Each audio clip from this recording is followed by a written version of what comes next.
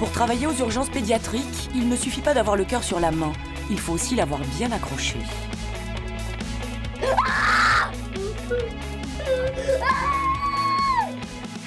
Nous sommes à Trousseau, un des plus grands hôpitaux pour enfants de France, au cœur du 12e arrondissement de Paris. Ici, les urgences sont prises d'assaut.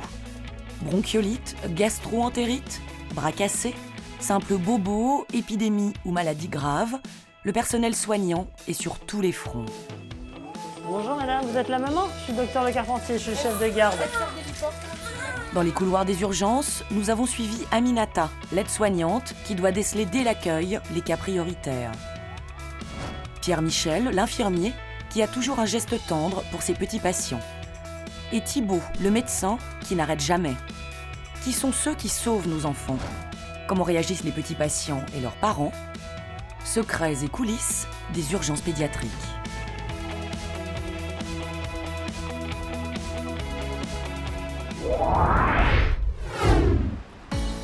Hôpital Trousseau, à Paris.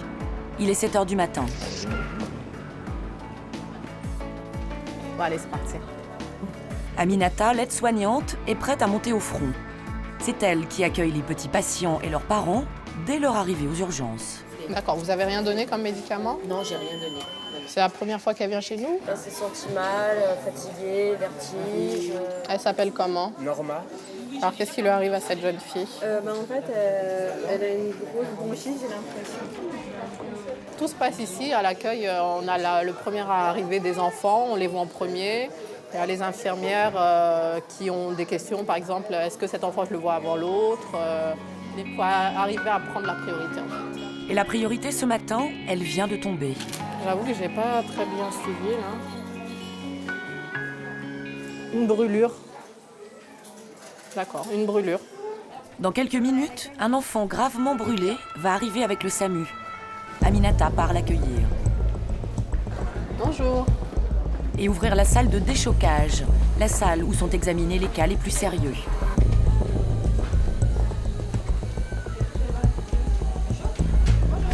Excusez-moi.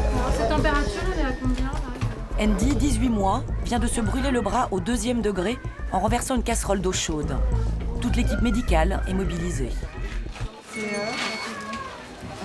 a été refroidi par la maman avec de l'eau, puis par le truc des pompiers, le volatile. Les infirmières doivent rapidement évaluer son état. Tout ça en gardant leur calme. Le cas du petit est inquiétant, mais pas question de transmettre le stress à l'enfant et à la maman. Le SAMU repart, le cap critique est passé. Vous avez rien donné pour la maison avant? Et du Doliprane. Ah, vous aviez donné de Doliprane? C'est moi qui ai donné le Doliprane. C'est vous. Et la codéine, c'est eux qui C'est ont les positionnels. Il va falloir le mettre à la- L'intervention en salle de déchocage n'aura duré que 10 minutes. Ici, on part au plus rapide. Pour la suite des soins, Andy est transféré dans le service des grands brûlés de l'hôpital. À Trousseau, il y a les vraies urgences comme celle-ci et les petits bobos. C'est maman qui me raconte ou c'est toi? Maman. C'est maman. Première recette pour les traiter rapidement, savoir s'adresser aux enfants, comme ici, la petite Julia. 3 ans. Ah, 3 ans, tu vas à l'école? T'es en vacances là? Là, c'est plus l'école, c'est les vacances. Ah, c'est bien. Ok. Alors t'es tombée? Papa m'a étendu. Il t'a quoi? Éterdu? Tordu. Il t'a tordu le bras? Non, c'est pas. Ah non. Julia vient pour ce qu'on nomme dans le service le coup du manteau, un grand classique. Mais il a enlevé le manteau, on était dans le métro très serré, elle avait chaud. Du coup, on n'était pas dans une position confortable. Il a tiré la manche comme ça, le bras, peut-être qu'elle n'était pas prête, je sais pas. Et le bras et donc elle a hurlé. Et après, elle est restée. C'est un déplacement des os du coude qui va être réglé en un tour de bras. C'est où que t'as mal? C'est au coude ou c'est devant? C'est là. C'est ici? Moi, je croyais que c'était le coude comme ça. Ça fait mal. Le médecin ne dit rien. Pourtant, elle est déjà en train de soigner la petite. Ça fait mal. Aïe. Et en un tour de passe-passe, tout est remis en place. Anne, la maman, est la première surprise. En fait, très certainement, le papa, quand il a tiré, ça lui a fait un peu ce qu'on appelle, nous, la pronation douloureuse. C'est la rotation des deux os. Et quand on tire dessus, ils ne se mettent pas bien. Et du coup, il suffit juste de les remettre en place pour que... Donc on va voir en salle d'attente comment elle se débrouille, mais là... T'as plus mal? Voilà. Une consultation express. Et c'est une petite Julia, toute préparée, qui repart chez elle. Ah bah, j'ai jamais vu. Moi, je pense qu'on est resté une demi-heure à tout casser. À l'accueil, les poussettes s'accumulent. Nous sommes au début de l'hiver et l'épidémie de bronchiolite, cette infection respiratoire très contagieuse, frappe déjà. Aminata, l'aide-soignante, porte un masque pour éviter de propager le virus. Elle reçoit essentiellement des nourrissons, comme Nils, 1 mois. Mais en fait, j'ai appelé, je sais pas si c'est vous, j'ai eu le téléphone. Je pense que c'est moi. Fièvre et puis faire de bronchite. Et vous lui avez donné du Doliprane, mais votre médecin avait dit de ne pas donner de Et Doliprane. je l'ai appelé après le médecin. Mais c'est bien de donner du Doliprane, pour moi ça me va. Le bébé a une petite fièvre, rien d'inquiétant au premier abord. Pourtant, Aminata l'envoie en priorité auprès de Sylvia, l'infirmière. C'est Nils, hein? Nils. On se met tenue, chouchou. Sylvia suspecte une infection urinaire, une des causes les plus fréquentes des fièvres chez les bébés. Un bébé de cet âge-là ne doit pas faire de fièvre, même si 37,9 c'est plutôt un fébricule. Donc on va mettre une petite poche, on va recueillir les urines, ça je te laisse chouchou, pour pouvoir les analyser après.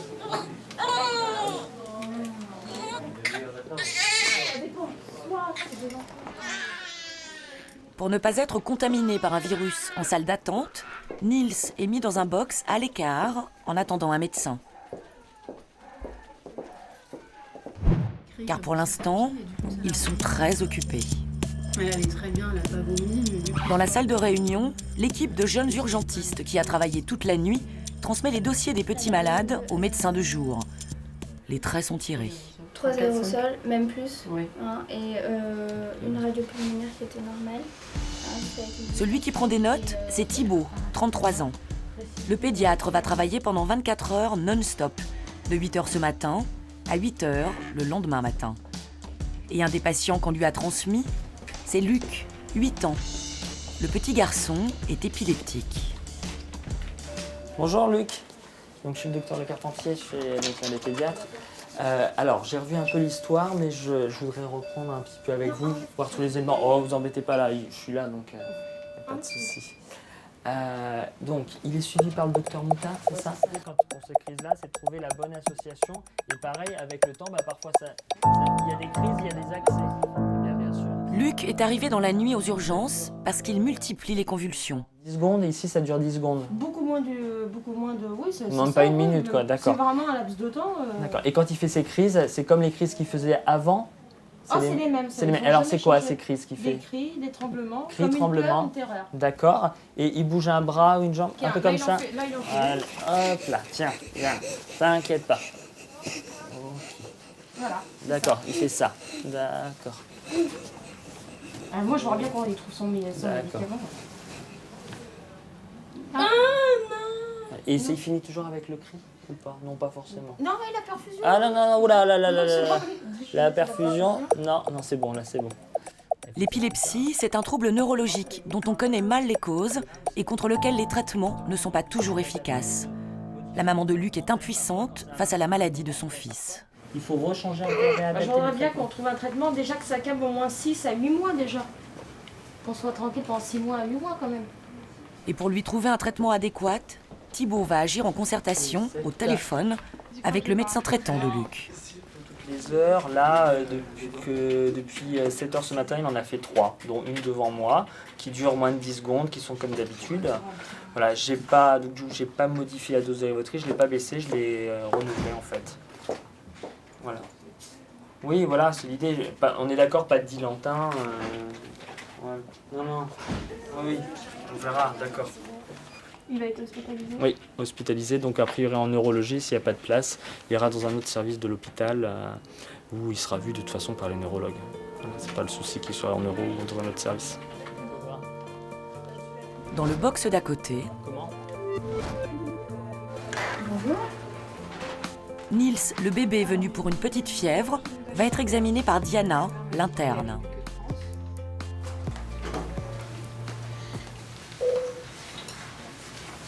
Vous trouvez l'envolée un peu là ou pas? Non, il a beaucoup pleuré cette nuit, mais à se tordre dans tous les sens. On n'arrivait vraiment pas à le calmer. La piste de l'infection urinaire a été écartée. Pourtant, en 1 heure à peine, la santé de Nils s'est dégradée. Il est marbré d'habitude comme ça? Les marbrures, ce sont des traces qui apparaissent sur la peau, indiquant que le sang circule mal. Nils a aussi de plus en plus de mal à respirer. Soit on ne lui en donne pas et pendant 2 jours il pousse beaucoup et il n'arrive pas. Et il tousse beaucoup? En mangeant, là, tout à l'heure, pas mal, j'ai dû m'arrêter souvent. Et dans la nuit, c'était plutôt... Et puis il toussait un peu. Peut-être que c'est plus haut, hein, je sais pas.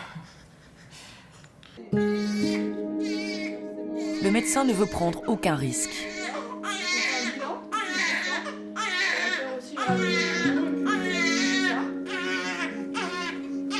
Ça met 2 heures après le résultat. Et il faut faire vite, car la fièvre chez les tout-petits peut monter très brusquement. Sur le tableau, Nils, au box 2, est passé en orange, la couleur des cas prioritaires. Au bureau des médecins, Thibaut a un sérieux problème. Il a beau faire le tour des services, il ne trouve aucune place pour hospitaliser Luc, le petit épileptique. Vous avez le numéro? En fait, t'as 0 place pour l'instant. Shérif, il est chez nous, je vais le transmettre au senior. Ouais, ça va, je suis aux portes et je veux savoir combien t'as de place et t'en auras pas ce soir. Ok, je le transmets. Ouais. Là, on va appeler l'administration. Non, parce qu'en euros, il y a déjà un problème d'infirmière. Plus ou moins une place. Ah. Tu me tiens au courant parce que si t'as vraiment une place en plus, appelle-moi parce que c'est vrai que c'est un peu compliqué. Le manque de lits est un problème récurrent à l'hôpital. Chercher des places, c'est devenu une partie du travail de Thibaut. Là-bas, ça pose pas de soucis, sauf que quand il y a des problèmes d'infirmières qui sont absentes en arrêt maladie, du coup, il faut fermer des lits sur l'hôpital. Mais après, le problème, c'est que quand il faut garder des patients... Luc et sa maman vont devoir s'armer de patience. Voilà. On en est là, et puis je vous dis quand est-ce qu'on a une place et quand est-ce qu'il peut monter. Voilà. C'est normal. Il faudra 2 heures à Thibaut et l'arrivée d'une infirmière intérimaire en neurologie pour décrocher le Saint Graal, un lit pour Luc. Ce soir, il dormira à l'étage. Les urgences, ce sont des coups de stress et des moments bien plus légers. Tiens, je te laisse ça. C'est ton doudou. C'est son doudou. Qui ne connaît pas l'hôpital encore, donc il a voulu le prendre avec lui. Tiens. C'est un sacré doudou, ça. Thomas, 8 ans, vient d'arriver aux urgences pour des allergies. Il doit faire une prise de sang. Et c'est sans doute le seul enfant qui y va avec le sourire aux lèvres. Tu connaissais le masque ou pas encore? Ah, j'en étais sûre.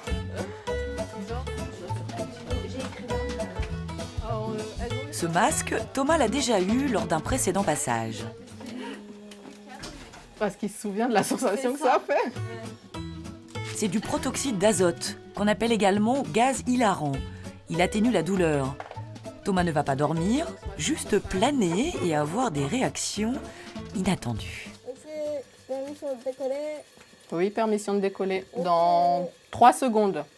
Le temps que Kathleen elle se mette en... Attends, on va monter encore un peu. Vas-y. Ah bah oui, là il décolle. Ça y est, décollage. Décollage immédiat. Tu te sens où, sur la Lune ou pas encore? Ouais, sur la Lune. Super. Les effets du gaz se font déjà sentir. L'infirmière va pouvoir travailler. Non, c'est un gant. Alors, moi je tiens le masque, ça me dérange pas. En 5 minutes, l'opération se termine. Thomas sort de son rêve, il est un peu dans les vapes. Comment est-ce possible? Il n'est pas sénégalais. Ça a été? Ah bah si, c'est fini hein. Attends, je finis le pansement. Attends, pose la tête. Pose la tête parce qu'autrement tu peux avoir la tête qui tourne. Alors je peux te laisser le masque, mais sans la bouteille. sans la bouteille. C'est Vera, oui, qui a Est-ce que ta tête qui tourne? Ça va? Ça va mieux. Ça va mieux? Et sans limite. C'est pas votre sac, madame? Ah si. Apparemment, les effets sont durables. Vous revenez pas ici, fait pipi, et puis après, vous attendez les résultats dans la salle d'attente. J'ai rien senti. Il est content, hein? T'as rien senti? Ouais, rien senti.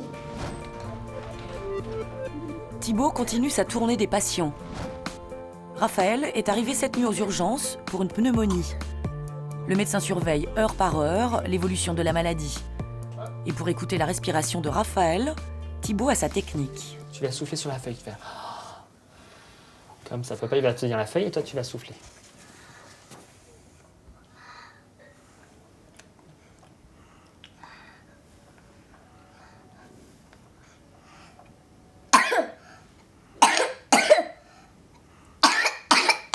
Ok, c'est mieux, mais on va voir. C'est pas sûr qu'il sorte ce soir. On va voir dans l'après-midi, mais c'est pas sûr parce qu'on va voir comment il est. D'accord ?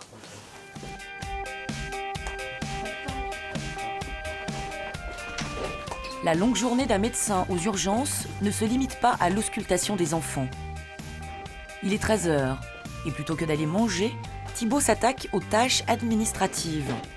Parmi ses activités réjouissantes, le codage qui permet de facturer chaque acte médical à la sécurité sociale. J'écris un numéro qui correspond à une pathologie. Par exemple, là, il a une pneumopathie, donc je code la pneumopathie. De plus, il a un problème neurologique, donc je code ce problème neurologique. Il avait de la fièvre, donc je code la fièvre. Il avait une otite, je code l'otite. Voilà.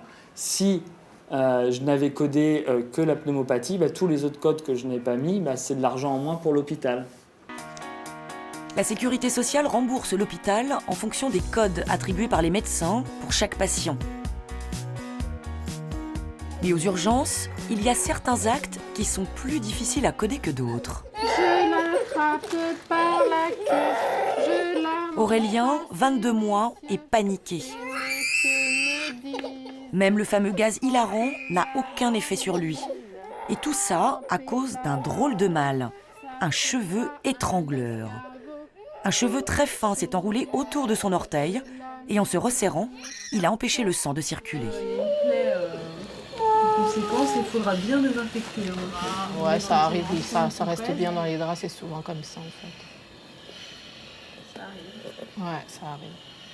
Ça peut arriver. Couper les cheveux. Non, non, il faut juste, bon c'est difficile, mais regardez les draps du petit. Quand vous allez rentrer, regardez s'il n'y a pas des cheveux, parce que les cheveux restent en fait. Cette pathologie, un peu ridicule et peu courante aux urgences, a pourtant un nom. Mais lequel ? Aurore, je veux juste savoir comment ça s'appelle quand les enfants ils ont un petit cheveu autour des orteils là. J'ai oublié le nom. Aussi, toi aussi. Bah, ça va nous revenir. Lucie, oui. Une question. Oui. Quand les enfants ils ont des cheveux au niveau des orteils, comment ça s'appelle? Toi aussi. On va retrouver. C'est un nom très. Ouais, ça va revenir. C'est clair qu'il y a de... Le syndrome du tourniquet, puisque c'est son nom, fait l'événement jusqu'en salle de pause. Une salade de fruits, ça ressemble à une salade de fruits, hein. Et au fait, le doigt de pied? Super bien comment elle a enlevé ça. Et comme ça? Ouais. Alors comment c'est possible? Parce que quand tu m'as expliqué ça entre deux portes, j'ai pas tout compris. Des cheveux? En fait, exactement. Ils s'enroulent autour de leur taille. Et puis au début, c'est comme si tu avais, comment dire... deux plaies. Comme si tu avais... C'est pas trop serré au début, tu vois. Oui, mais après, ça commence à serrer. Et puis résultat, ça fait deux petits boudins.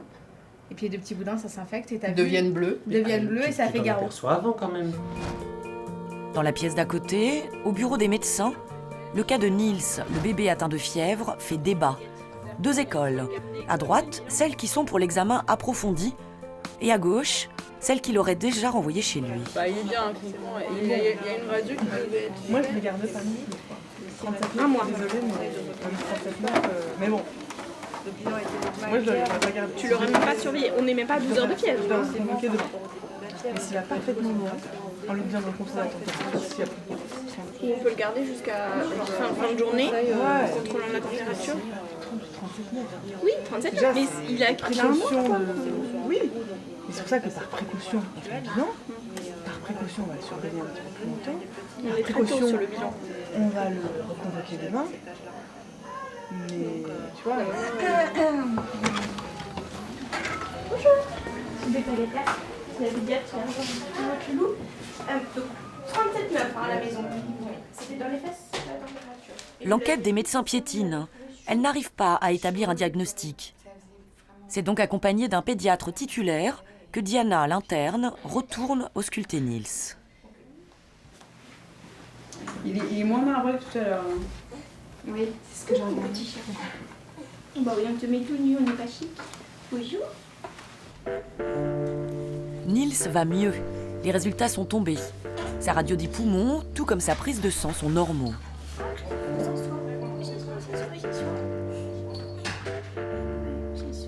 Mieux, sa température a baissé. Ça me va plus que 37,9.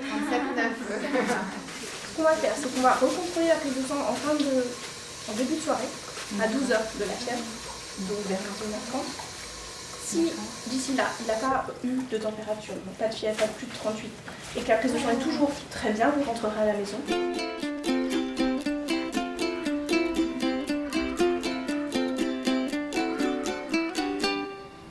Ça a l'air d'aller mieux, madame, en tout cas. Ouais, mais déjà de ne pas être toute seule, c'est un peu... on a eu des mauvais souvenirs ici, alors du coup... Maude est une habituée de trousseau. Sa fille aînée y a été hospitalisée plusieurs fois. Mais cet après-midi, la maman de Nils retrouve le sourire. Son fils a de grandes chances de pouvoir sortir ce soir. Aux urgences, pour tromper l'ennui, l'astuce, c'est Marie-Paul et sa collègue Françoise. Les deux grand-mères sont bénévoles pour l'association Main dans la main. Une fois par semaine, elles organisent des jeux de société dans la salle d'attente.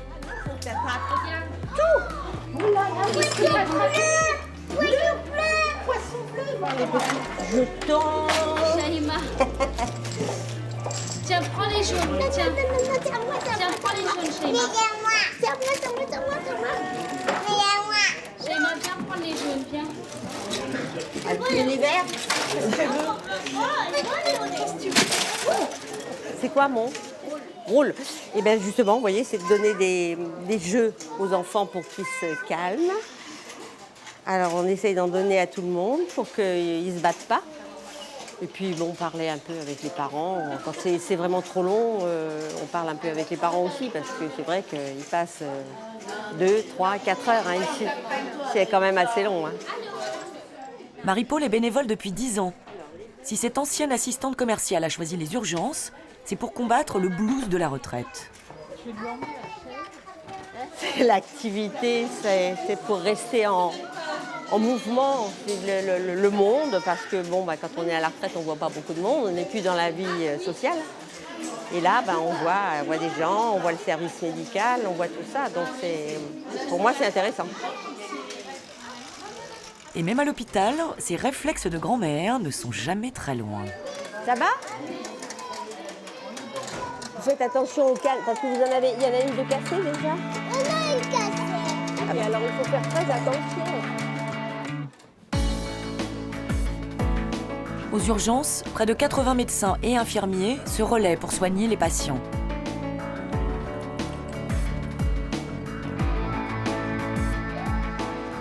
Et alors qu'Aminata termine sa journée. Bon, je mange. Allez, bon week-end. Toi aussi. Pierre Michel, l'infirmier de nuit, commence la sienne. Bienvenue dans l'antre.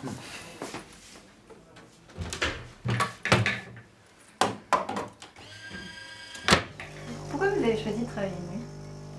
L'autonomie, le fait qu'il y ait beaucoup moins de personnel.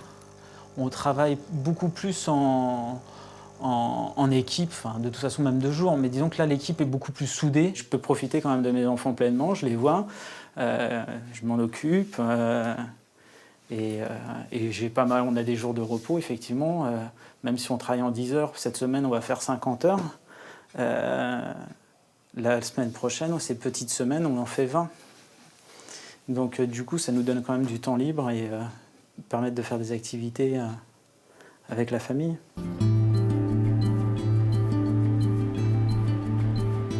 Thibaut, lui, continue sa course effrénée. Apparemment, la nuit s'annonce corsée.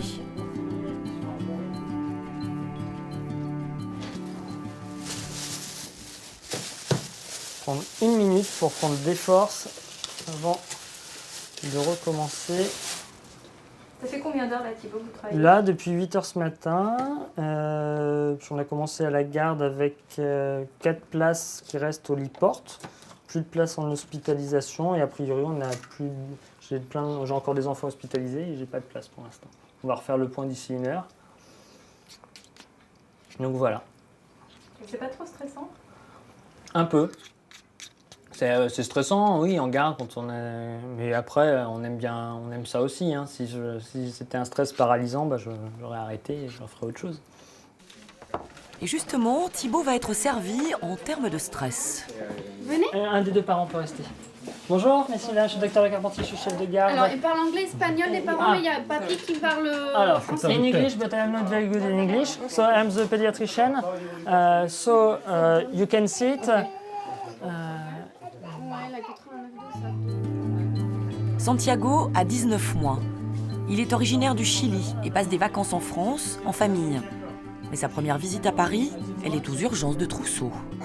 Il n'est pas allergique à des médicaments? Non, traduisez, je vais être sûr. Non, il n'a pas d'allergie. ¿Es alérgico a algún medicamento? Aliment, pas d'allergie? Alimento? Non. Non. Il ne prend pas de médicaments de façon chronique? Tous les jours? ¿Toma algún medicamento de manera crónica? Et il n'a jamais fait d'asthme? ¿Ha tenido asma? No. Le petit garçon souffre justement d'une crise d'asthme. Son état de santé est inquiétant. Mais Thibaut a à peine le temps de l'ausculter qu'un autre cas grave se présente en salle de déchocage. Bonjour madame, vous êtes la maman? Je suis le docteur Le Carpentier, je suis chef de garde. Cette petite fille n'a que 2 semaines et elle en est déjà à sa 2e bronchiolite. Elle consulte pour une gêne. Elle a été hospitalisée pour une bronchiolite, c'est ça, au lit porte? D'accord. Et là, elle s'est réencombrée, c'est ça? Elle a eu les lèvres bleues? Elle a eu les lèvres bleues, madame? Asseyez-vous, asseyez-vous. Je vous pose plein de questions, c'est pour savoir. Elle a eu les... Comment? Elle saigne du nez? Ça, c'est pas grave, ça. Ça, vous inquiétez pas. Thibaut est débordé. On a installé une autre en aérosol. Non. Pourquoi ils viennent tous en même temps? Vous pouvez se donner le mot? Non, mais là, c'est bien n'importe quoi, là. Autrement. C'est l'effervescence dans les couloirs. La salle d'attente ne désemplit pas. Thibaut doit gérer une 20aine d'enfants en même temps. Soit je vous fais sortir, soit je vous fais sortir maintenant. Sans compter les parents, impatients. En fait, c'est pas l'heure d'arriver. On essaie d'aller plus vite. Alors, on n'arrête pas. Il y a 3 médecins pour 150 passages. Donc, voilà. Mais on essaie d'aller au plus vite. Bonsoir, je suis le docteur Le Carpentier, je suis chef de garde. On va chercher un box. Dans une salle, au calme, Nils doit refaire une 2e prise de sang, 12 heures après son arrivée, car on ne sait toujours pas d'où vient sa fièvre. J'ai sur le brancard, s'il vous plaît. En général, ils attendent des résultats d'analyse de prise de sang pour Oui, savoir oui, si je vais à votre tête. Ah, pardon. On va attendre les résultats et à me débrouiller.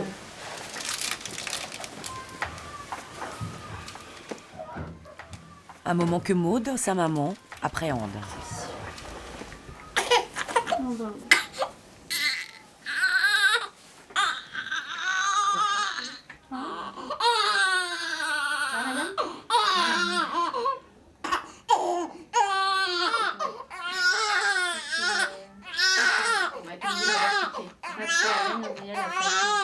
Le problème, c'est que les veines de Nils sont très fragiles.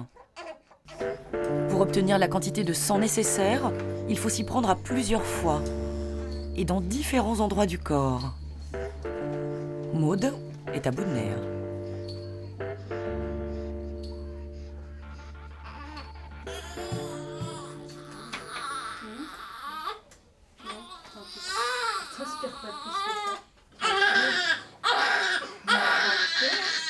Mais ça allait encore appliquer.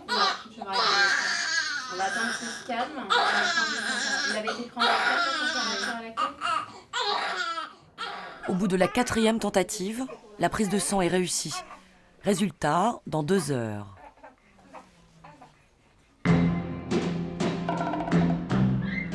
La nuit s'est installée sur Trousseau. Dans les couloirs, la tension retombe.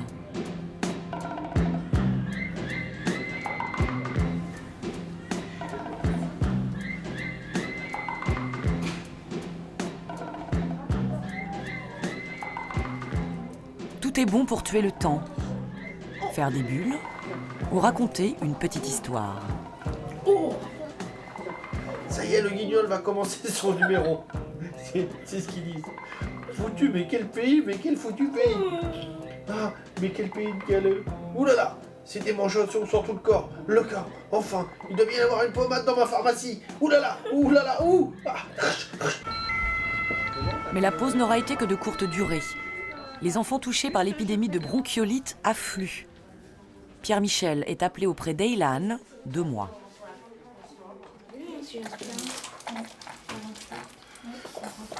Ok bébé, on va te mettre tout en haut, petit bonhomme. Bah ouais, on va te nettoyer. Moi je le mettrais bien des chocs. On va s'installer juste en face, madame, parce qu'on sera plus adapté.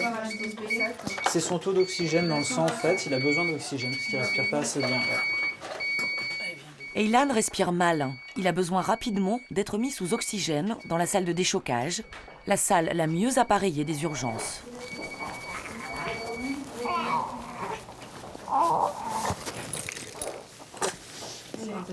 Bon, arrête. Ces urgences graves, parfois vitales, sont le lot quotidien de Pierre Michel. En 8 ans d'expérience, il a appris à garder la bonne distance. Il faut garder du recul, bien observer l'enfant et puis ouais, rester calme parce que sinon on transmet aussi notre stress au bébé. Pour prendre cette distance, il faut faire comme si c'était un proche mais très éloigné, comme ça on peut s'investir tout en prenant du recul, quoi. Enfin moi je vois les choses comme ça, après je pense que tout le monde ne les aborde peut-être pas de la même manière. Il est 2 heures du matin. Les résultats de Nils viennent de tomber. Et cette fois, c'est une bonne nouvelle. Alors, ça veut dire qu'il n'y a rien. Alors, ça veut dire que le bilan infectieux de contrôle, 12 heures après le début, la température à 37,9 est strictement normale. D'accord? On va pouvoir vous laisser rentrer à la maison. Je pense plutôt que c'est une bronchiolite qui débute. D'accord? Bronchiolite, voilà, c'est. Voilà. Dans tous les cas, vous allez continuer de surveiller votre bébé en tant que maman, voir comment il va en tant que maman, est-ce qu'il mange bien, est-ce qu'il va bien. Et la température, d'accord? Nils peut rentrer chez lui. Cela fait 16 heures que Maud, sa maman, attend ce moment. Oh mon chéri, pour une fois que tu commences une nuit. Vous êtes soulagée, madame? Oui. Donc s'il y a quelque chose à retenir de cette journée? Ils sont prévoyants. Ils sont prévoyants, mais ils sont très doux aussi. C'est long aussi. Je vous donne les papiers de sortie. Il faudra juste signer les papiers de sortie comme vous aviez fait l'admission tout à l'heure. D'accord, à l'accueil. Vous rentrez à la maison. Au moindre doute, si jamais il a de nouveau de la fièvre, vous revenez chez nous immédiatement. D'accord? On est là toute la nuit. Il faut revenir directement dans la nuit. D'accord? Malgré les apparences, l'épreuve de Nils n'est pas terminée. Le nourrisson atteint d'une bronchiolite reviendra 2 jours plus tard dans un état très grave. Il sera hospitalisé en réanimation. Mais c'est un 3 heures du matin, Thibaut est toujours sur le pont. Il vient de recevoir les radios du petit Chilien.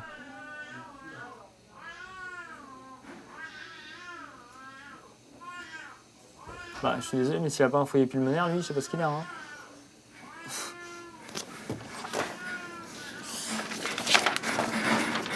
C'est quoi? C'est pour le petit Santiago qui a, en plus du sacré d'asthme, aussi une infection pulmonaire, comme je pensais. Ouais, exactement. Santiago.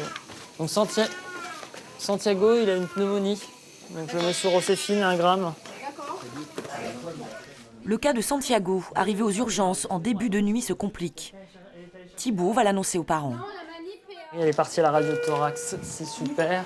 Donc là, on va lui faire des aérosols, d'accord? D'accord. Voilà. Du coup, il va... Vous en pensez, il devrait rester ici ou pas? Ah, il reste hospitalisé, ça c'est sûr. Hein. Il sort pas de l'hôpital là. Là, il va pas bien là.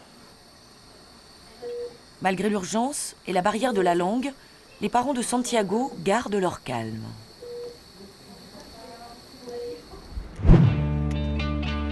Il est 5 heures. Dans la salle d'attente, le rush est passé. Pierre-Michel a même le temps de blaguer avec un collègue. Oui?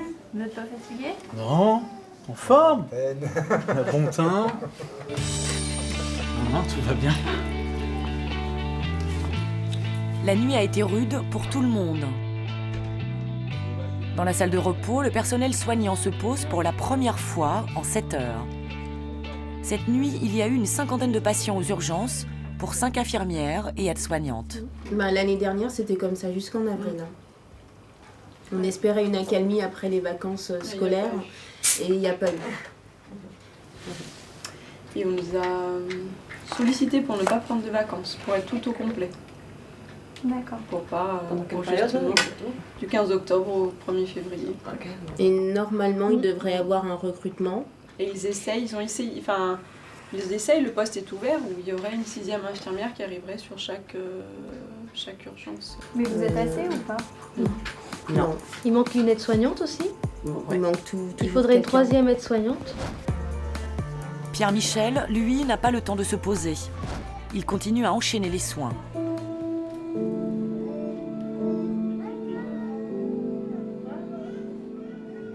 Ce petit de 2 ans que nous appellerons Alex est dans une situation critique. Oui, mais on lui avait pris la température. Oui, le train ici. D'accord. Et c'était combien la température? 47 derrière là. 37? Oui, derrière. Les médecins soupçonnent cette fois non pas une bronchiolite, mais une épiglottite, c'est-à-dire une laryngite aiguë qui bloque la respiration. Donc le risque, c'est qu'il y ait une obstruction des voies aériennes et qu'il ait du mal à respirer, puisqu'il a déjà, mais qu'il s'aggrave au niveau respiratoire. Et donc il faut qu'il fasse une fibroscopie pour regarder effectivement s'il y a une inflammation à ce niveau-là. Et puis, après, de toute façon, en attendant, on commence les antibiotiques. Et puis voilà, nous, on n'a pas les moyens, on n'a pas d'ORL sur place la nuit en fait. Le SAMU va donc venir chercher Alex et le transférer dans un autre hôpital pédiatrique, à Necker. L'interne de garde transmet le dossier. Un encombrement depuis vendredi avec une fièvre depuis samedi élevée 39-40 avec altération progressive de l'état général, anorexie totale ce soir. Dans la journée, il n'a rien mangé et il buvait. Il a refus même de l'eau avec hypersalivation et respiration bouche ouverte. Langue pendue.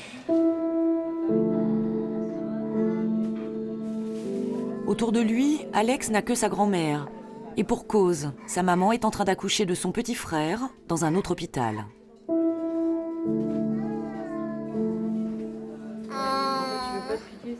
L'état d'Alex s'aggrave. Natalia.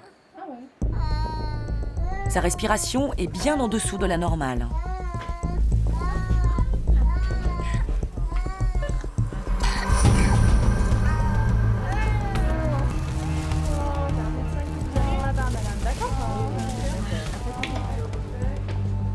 L'équipe se presse, il faut partir vite.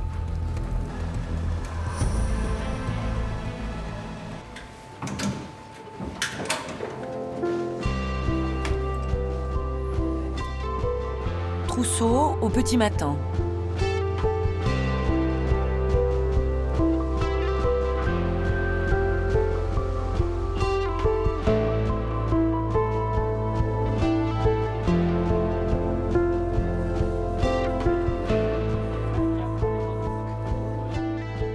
Pierre-Michel a fini sa nuit de travail. À lundi?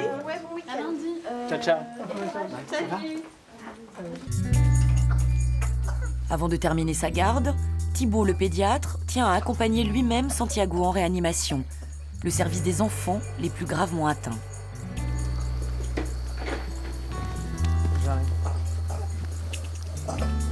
souci.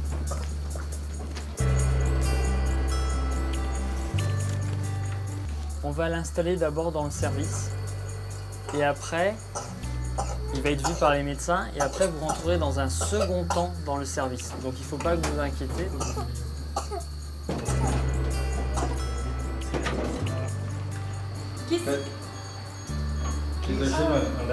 On peut pas rester avec lui? On le bisou, on va rentrer et après on va venir. D'accord. On reste là, c'est ça. C'est vite parce que c'est un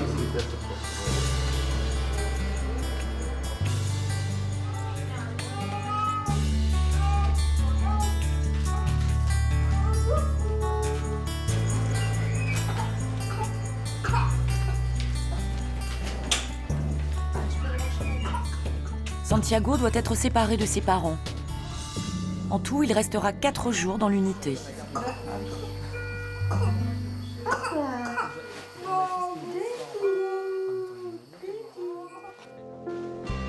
Et une semaine plus tard, c'est un tout autre petit garçon que nous retrouvons dans les couloirs de l'hôpital. Quant à ses parents, ils se rappelleront longtemps leurs vacances parisiennes.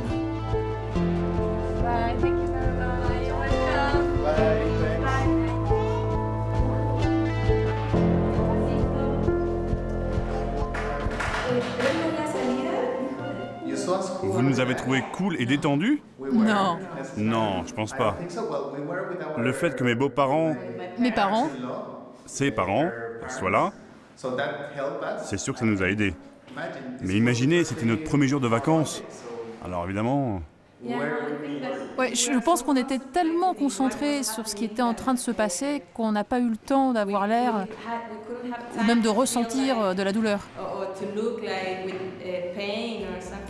On était concentrés sur ce qui se passait. Santiago et ses parents vont enfin pouvoir profiter de leur séjour pour visiter la capitale.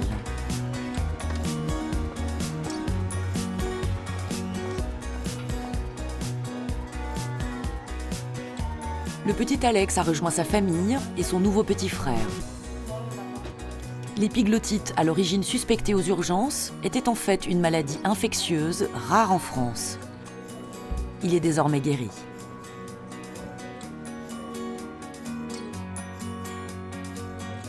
Quant à Nils, il est lui aussi rentré chez lui. Après une nouvelle hospitalisation, cette fois sans gravité, il se remet doucement. Sa maman a enfin retrouvé le sourire.